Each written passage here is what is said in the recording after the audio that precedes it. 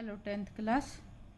आपकी text book first flight के first lesson में पीछे दो पोयम दी हुई हैं। डस्ट ऑफ स्नो, यानी आपकी फर्स्ट पोयम जो है वो है डस्ट ऑफ स्नो। इसके पोइट हैं रॉबर्ट फ्रॉस्ट।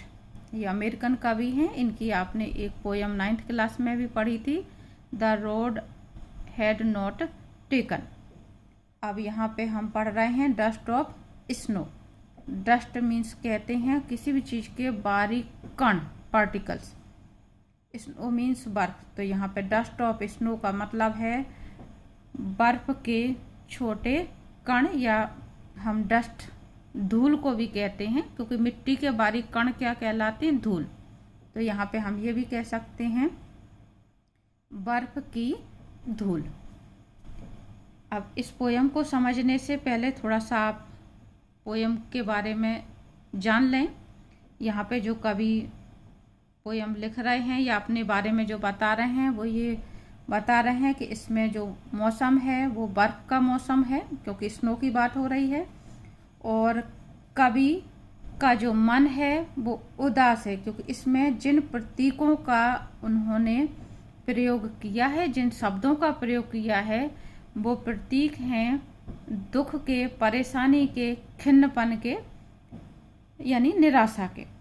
तो कवि सर्दी के मौसम में जंगल से गुजर करके जा रहे होते हैं, उनका मन दुखी है, परेशान है, तो वह सुस्त होकर के एक पेड़ के नीचे बैठ जाते हैं, जिस पेड़ का नाम यहाँ पे इन्होंने बताया हुआ है हेमलॉक ट्री।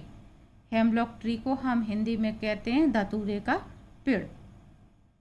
तो यहाँ पे हेमलॉक ट्री भी एक विषैला पेड़ है, और क्रो यानी कौवा भी एक अपशगुन का प्रतीक है। यानी ना तो हम कौवे को बहुत अच्छा मानते हैं और ना ही हेमलॉक ट्री को हम बहुत अच्छा मानते हैं।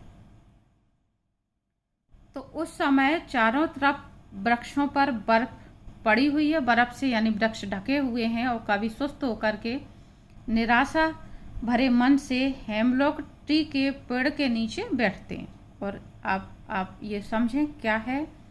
The way a crow shook down on me the dust of snow from a hemlock tree.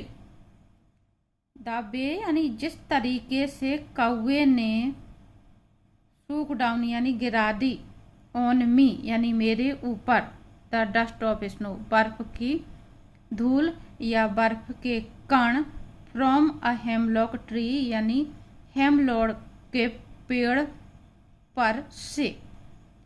यानी ये जो फर्स्ट स्टेंजा है, कवि ये कहना चाहते हैं कि कौवे ने जिस तरीके से, जिस प्रकार से, अब यहाँ पे तरीका और प्रकार का आशा ये है कि जब कौवा पेड़ पर बैठा होगा तो पेड़ हिला होगा तो उनके ऊपर बर्फ गिर गई, या कौवा पहले से बैठा हुआ है, उसने पंख फड़फड़ाए हैं तो उनके ऊपर बर्फ गिर गई। तो ऐसा यहाँ पर कुछ भी क्लियर नहीं है। सिर्फ वो यही बात कह रहे हैं कि जिस तरीके से कौवे ने उनके ऊपर, कवि के ऊपर डस्ट ऑफ स्नो गिराई, यानी बर्फ के छोटे छोटे कण गिराए हेमलॉक पेड़ पर से। Has given my heart a change of mood. कवि परेशान थे, खिन्न थे, दुखी थे, और जैसे ही उनके ऊपर बर्फ के ठंडे ठंडे बारीक कण, छोटे कण गिरे तो उन पर उसका क्या रिएक्शन हुआ वो उन्होंने दूसरी स्टेंजा में क्लियर किया। Has given my heart a change of mood, के बर्फ के जो छोटे छोटे कण मेरे ऊपर ठंडे ठंडे गिरे, उसने मेरे मूड को चेंज कर दिया। And saved some part of a day I had ruined, और मेरे दिन के बाकी हिस्से को बदल दिया, बचा लिया, जो कि नष्ट होने वाला था। यानी कि बाकी का समय कभी निराशा में समय बर्बाद कर देते, अपना टाइम बर्बाद कर देते, तो बर्फ के गिर जाने से कवि के मन में जो निराशा थी, दुखी थे, वो क्या हुआ? दुखी मन उनका बदल गया, मन उनका खुश हो गया, और बाकी का जो कुछ भी वो अच्छा करना चाहते थे तो वो उसको करने के लिए चल दिए। यानी उनके निराशा भरे मूड को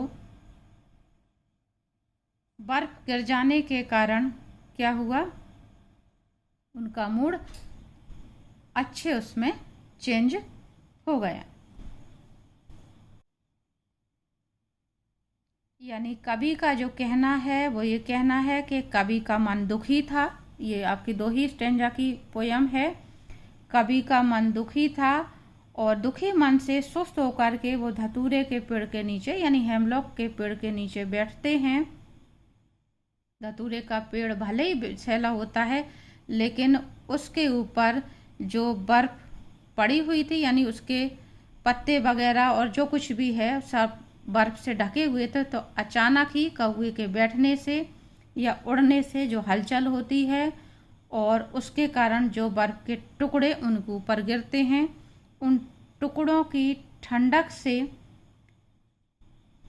कवि का जो मन खिन्न था वो अचानक उनका जो दिल है वो खुश हो जाता है। इस छोटी सी घटना ने उनका बाकी का दिन बर्बाद होने से बचा लिया। अब इसमें यहाँ पे जो बात कही जा रही है हेमलॉक ट्री और क्रो, कवि चाहते तो यहाँ पे किसी अच्छे पक्षी का उदाहरण देते, अच्छे पेड़ का उदाहरण देते, लेकिन कवि ने यहाँ पे उनका मन उदास है, वो परेशान है। इन दोनों को व्यक्त करने के लिए दोनों ही शब्द ऐसे लिए हैं जो कि अपशगुन माने जाते हैं। कौवा को हम अपशगुन मानते हैं। अगर किसी के सिर पर कौवा बैठ जाए तो लोग बाग ये सोचते हैं कि वो मर जाएगा, यानी कौवा एक तरह से मौत का प्रतीक माना जाता है। उसी तरह से हेमलॉक ट्री धतूरे का पेड़ विषैला होता है, छोटा सा सफ़ेद फूल होता है, उसको भी हम अच्छा नहीं मानते, उसकी छाया में कोई नहीं बैठना चाहेगा। तो कवि यहाँ पे दोनों ही विपरीत शब्दों को ले रहे हैं, इस तरह के जो आमतौर पे कवि इन शब्दों का यूज नहीं करते, और दोनों ही अपशगुनी शब्दों को लेकर के यहाँ पे ये बता रहे हैं कि इन दोनों के कारण उनका अच्छा हुआ, उनका मन चेंज हो गया, मूड चेंज हो गया, उनका दिल खुश हो गया और उनका दिन बर्बाद होने से बच गया। बुरे प्रतीक होते हुए भी अच्छा किया उनने। तो कवि यहाँ पे ये बताना चाह रहे हैं कि प्रकृति बहुत उदार है, वो सब कुछ हमारा नज़रिया है जो ये देखता है कि ये चीज़ बुरी है और ये चीज़ अच्छी है। यहाँ पे कौवे के कारण, हेमलॉक ट्री के कारण उनके साथ में अच्छी घटना घटित हुई। तो ये हमारा सोचने का नज़रिया, हम अगर किसी को बुरे नज़र से देखेंगे तो हमें चीज़ में बुराई नज़र आएगी, बुरी ही चीज़ नज़र आएगी, और अगर हम किसी चीज़ को अच्छा देखेंगे तो हमें चीज़ अच्छी ही नज़र आएगी। दूसरी बात, कवि ये कहना चाहते हैं कि प्रकृति में कुछ भी गलत नहीं होता है, चाहे हेमलॉक ट्री हो चाहे क्रो हो, सभी कुछ अच्छा है।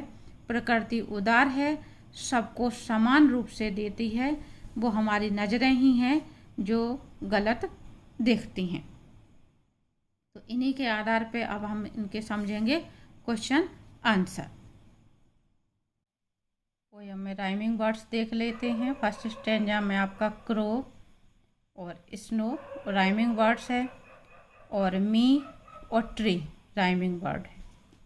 सेकेंड स्टेंजा में आपका हार्ट और पार्ट, ये दोनों राइमिंग वर्ड हैं। मूड और रूट, ये दोनों राइमिंग वर्ड हैं। ग्लॉसरी में आपके दो मीनिंग दिए हुए हैं। पहला है hemlock, a poisonous plant tree with small white flowers.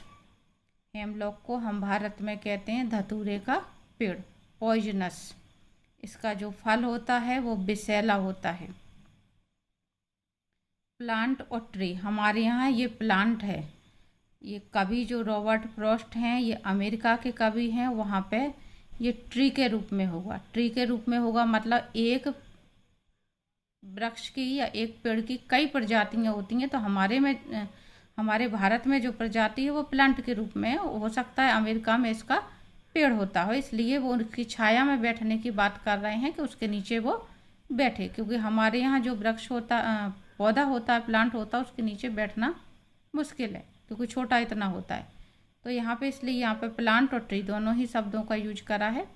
तो हम लोग कहते हैं धतूरे के पेड़ को जो एक विषैला होता है, पॉइजनस यानी विषैला, और जिसके छोटे सफ़ेद फूल होते हैं। रूट कहते हैं हेल्ड इन रिग्रेट, यानी किसी चीज़ के लिए पश्चाताप करना या पछताना। आगे है आपका thinking about the poem. This poem presents a moment that seems simple. ये जो पोयम है डस्ट ऑफ स्नो एक बहुत साधारण सी घटना को व्यक्त कर रही है। यानी हम अगर देखें तो बहुत साधारण सी घटना लगती है कि कभी एक हम लोग पेड़ के नीचे, वृक्ष के नीचे बैठे और कौवे ने उनके ऊपर बर्फ़ गिरा दी, और कवि का जो मूड खराब था, परेशान थे, खिन्न थे, दुखी थे, और बर्फ़ के छोटे टुकड़े उनके ऊपर गिरने से उनका अचानक मूड चेंज हो जाता है और दुखी मन जो है उनका प्रसन्न हो जाता है। तो कवि कह रहे हैं यहाँ पे कि ये जो घटना है ये बहुत साधारण सी घटना है, but has a large significant, लेकिन इसका जो मीनिंग है या कहें कि भावार्थ है वो बहुत बड़ा है, संदेश बहुत बड़ा है। Compare this other quotation from Robert Frost. Always always a large significance, a little thing touch a large thing.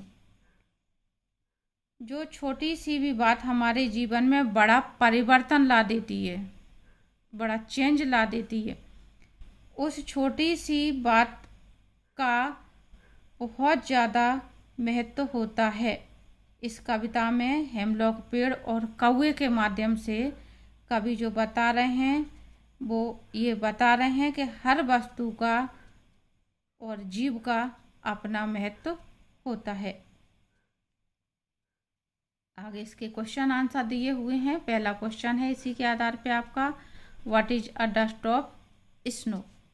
ये आपके लेसन का फर्स्ट क्वेश्चन, पोयम का फर्स्ट क्वेश्चन है, तो ये वेरी इंपॉर्टेंट है, ये आपको ध्यान रखना है। डस्ट ऑफ स्नो क्या है, व्हाट डज द पोइट से हैज चेंज्ड हिज मूड, और किस बात ने या किस चीज़ ने कवि का मूड बदल दिया। How has the poet's mood change, और कवि का मूड किस तरह से चेंज हुआ। पहला क्वेश्चन है आपका, what is a dust of snow. Dust of snow से क्या आशय है या क्या होती है।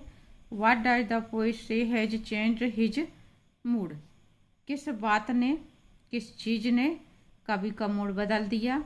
How has the poet's mood change, और कवि का मूड कैसे बदला। मूड शब्द जो हम हिंदी में कहते हैं इंग्लिश वर्ड है। आंसर है आपका the dust of snow means. ये आपके पहले क्वेश्चन का आंसर आ रहा है, what is a dust of snow. तो यहीं से हम लिखेंगे the dust of snow means the fine particles और फ्लैक्स ऑफ स्नो। बारीक कण। आंसर है आपका the dust of snow means. यहाँ पे डस्ट ऑफ स्नो इस तरह से हमने लिख लिया, मीन्स से हमारा आंसर प्रारंभ होता है। द फाइन पार्टिकल्स और flakes of snow. The dust of snow यानी बर्फ़ की जो धूल है या बर्फ़ के छोटे कण हैं, उसका मतलब या उसका आशय है द फाइन पार्टिकल्स, यानी बर्फ़ के बारीक कण या फिर बर्फ़ के छोटे छोटे गुच्छे, फ्लैक्स ऑफ स्नो।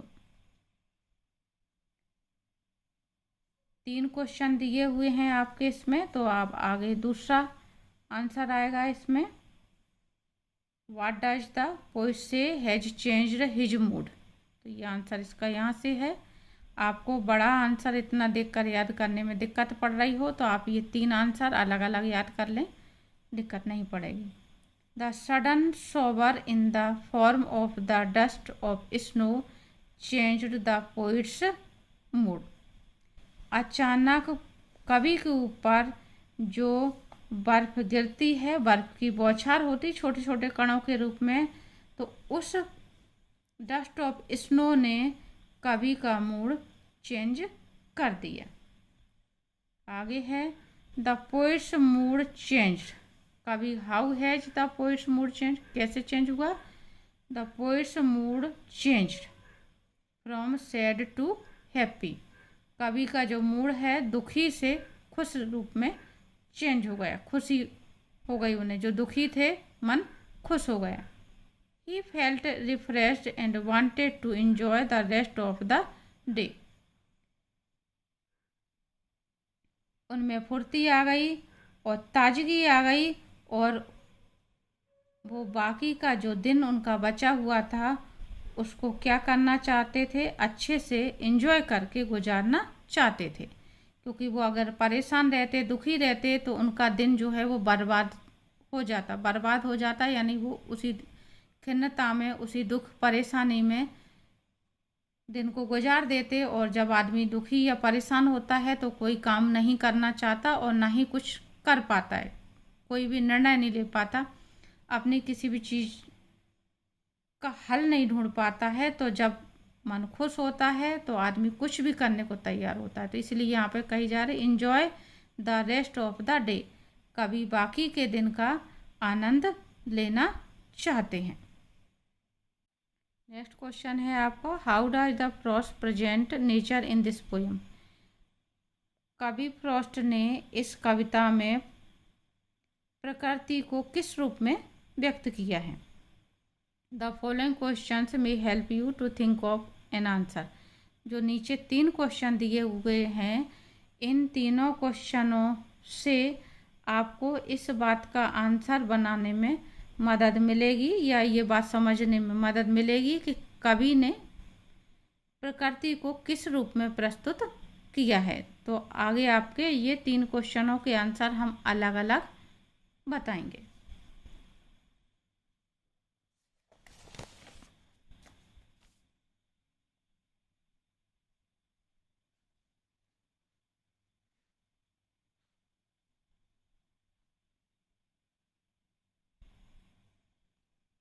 पहला क्वेश्चन है आपका, what are the words that are usually named in poems.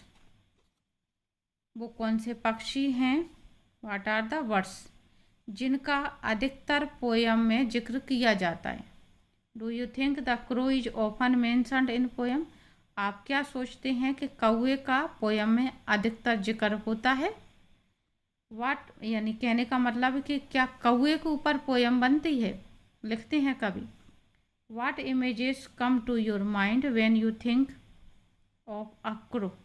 जब आप एक क्रो के बारे में सोचते हैं तो आपके दिमाग में क्या तस्वीर बनती है, क्या इमेजिनेशन होती है?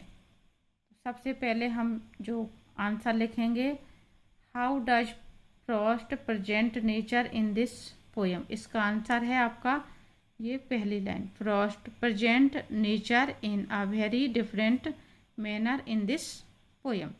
एग्जाम में आपके अकेला इतना क्वेश्चन पूछा जा सकता है हाउ से लेकर के ये, तो आपको इसका जो आंसर है वो यहाँ से यहाँ तक ही याद करना है। अब आगे आपके इसमें जो 3 क्वेश्चन दिए हुए हैं, तीनों के आंसर मैं आपको अलग अलग बता रही हूँ। What are the words that are usually named in poems. सबसे पहले इसका आंसर है, generally poets take the words which are known for their beauty and good qualities like parrots and peacocks. आमतौर पर या सामान्यतः जो कवि कविताएं लिखते हैं उन पक्षियों के ऊपर, उनके ऊपर जो देखने में सुंदर होते हैं, नोन फॉर देयर ब्यूटी, जो अपनी सुंदरता के लिए जाने जाते हैं, एंड गुड क्वालिटी या फिर अपने अच्छे गुणों के लिए जाने जाते हैं, जिनकी लोग बाग ऐसे गुण जिनकी लोग बाग तारीफ करते हैं, लाइक पैरट्स एंड पीकॉक, जैसे कि तोता और मोर। मोर की सुंदरता का वर्णन करते हैं कवि, और तोता जो है वो मनुष्य की नकल उतार लेता है, उसका ये गुण है, तो उसकी प्रशंसा किया करते हैं, इसलिए इनका पोयम में जिक्र होता है। लेकिन कौवे का जिक्र कोई नहीं करता है। तो ये आपके दूसरे क्वेश्चन का आंसर हुआ। अगला है आपका, do you think crow is often mentioned in poem? इसका आंसर है no, crow is hardly mentioned in the poem. नहीं, मेरा जो मानना है कि कौवे का पोयम में जिक्र मुश्किल से ही कोई करता होगा। तीसरा क्वेश्चन है आपका, what images come to your mind when you think of a crow? जब आप एक कौवे के बारे में सोचते हैं तो आपके दिमाग में क्या तस्वीर बनती है? तो इसका जो आंसर है वो यहाँ से, when we think of a crow the images of a black bird with harsh voice comes in our mind. यहाँ पे शुरू में आपको क्वेश्चन में से ही लिया हुआ है, when we think of a crow the images of black bird. जब हम कौवे के बारे में सोचते हैं तो हमारे दिमाग में क्या तस्वीर बनती है? ब्लैक बर्ड, काला सा पक्षी जिसकी हार्श वॉइस है, यानी तीखी आवाज़ है जो सुनने में मधुर नहीं लगती है, ऐसी आवाज़ है। कम्स इन आवर माइंड, हमारे दिमाग में आती है। Which is believed to be a symbol of bad omen, और जो कि अपशकुन का प्रतीक माना जाता है। कौवा किसी के ऊपर बैठ जाए तो लोग बाग ये सोचते हैं कि अरे वो तो जल्दी मरने वाला है, तो बैड ओमेन कहते हैं अपशकुन को। सिंबल यानी प्रतीक, कौवा अपशकुन का प्रतीक है। उसकी जो आवाज़ है वो बड़ी कर्कश होती है, आवाज़ लोग बाग उसकी पसंद सुनना नहीं करते। तो ये आपके 4 क्वेश्चनों के आंसर दिए हुए हैं, तो आप अलग अलग करके याद करेंगे तो आपको दिक्कत नहीं होगी। अगला क्वेश्चन है आपका, again what is a hemlock tree? Hemlock tree क्या है? धतूरे का वृक्ष क्या है? ये पूछा जा रहा है आपसे। Why doesn't the poet write about a more beautiful tree such as a maple or a oak or a pine?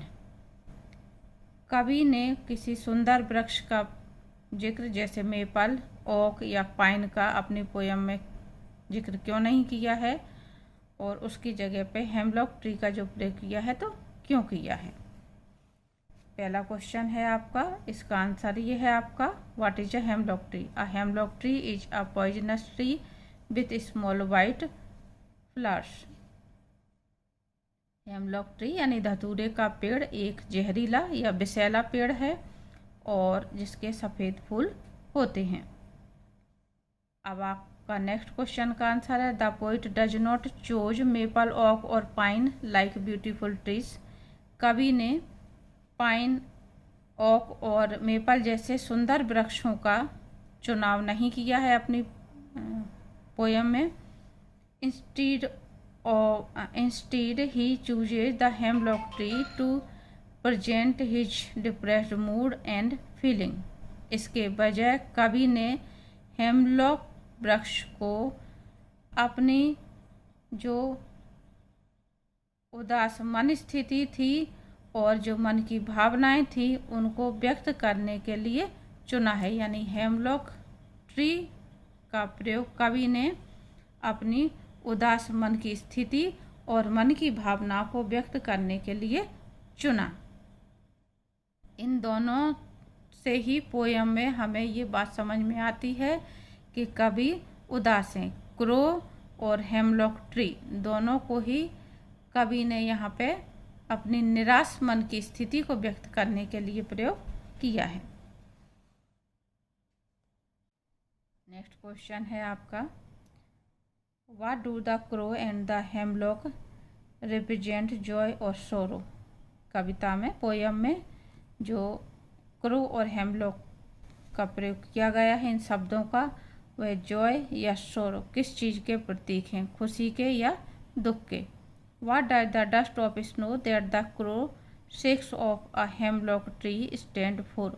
और कविता में जो डस्ट ऑफ स्नो जो कौवे ने कवि के ऊपर धतूरे के पेड़ से गिरा दी होती है, उससे क्या आशय है? यानी द डस्ट ऑफ स्नो से क्या आशय है, यानी क्या संकेत है, किस चीज़ का प्रतीक है? तो पोयम में शब्दों से ज़्यादा भावार्थ में मायने रखता है, तो द डस्ट ऑफ स्नो का क्या भावार्थ है। पहले क्वेश्चन का आंसर है आपका the crow and hemlock tree represents sorrow and evil. जो कौवा और धतूरे के पेड़ का कवि ने अपने उसमें जिक्र किया है वो दुख और अवसाद की स्थिति को व्यक्त करते हैं। The dust of the snow is the symbol of natural Joy and energy. दूसरे क्वेश्चन का आंसर आ रहा है आपका जो कविता में डस्ट ऑफ स्नो शब्द का यूज करा गया है तो द डस्ट ऑफ स्नो प्राकृतिक खुशी और स्फूर्ति का प्रतीक है। The dust of snow that the crow shakes off a hemlock tree is a sign of nature's blessing. जो डस्ट ऑफ स्नो कौवा हेमलॉक ट्री से कवि के ऊपर गिरा देता है वो प्राकृतिक आशीर्वाद का संकेत है। It brings a sudden change in the poets mood. इसके कारण कवि की मन स्थिति में अचानक परिवर्तन हो जाता है, यानी डस्ट ऑफ स्नो गिरने से कवि की मन स्थिति में अचानक परिवर्तन हो जाता है। चीयरफुलनेस रिप्लेस्ड सोरो in his mind and he felt refreshed. दुख के स्थान पर कवि जो है वो उत्साह से भर जाता है और अपने आप को तरोताज़ा महसूस करने लगता है। तो बच्चों ये आपके यहाँ क्वेश्चन आंसर समाप्त होते हैं। आपके एग्ज़ाम की दृष्टि से यहाँ पर इतने ही क्वेश्चन इम्पोर्टेंट हैं, इतने आपको याद कर लेना है तब तक। और मैंने जिस तरह से आपको समझाएं, जिन बच्चों को क्वेश्चन आंसर बड़े लगते हैं तो आपको ये ध्यान रखना है कि इसमें लगभग सभी में 2-2, 3-3 क्वेश्चन पूछे गए हैं। तो मैंने वहाँ पे पैराग्राफ भी चेंज किया है, तो आप उसी बात को ध्यान में रख के याद करेंगे तो आपको आसानी से याद हो जाएंगे।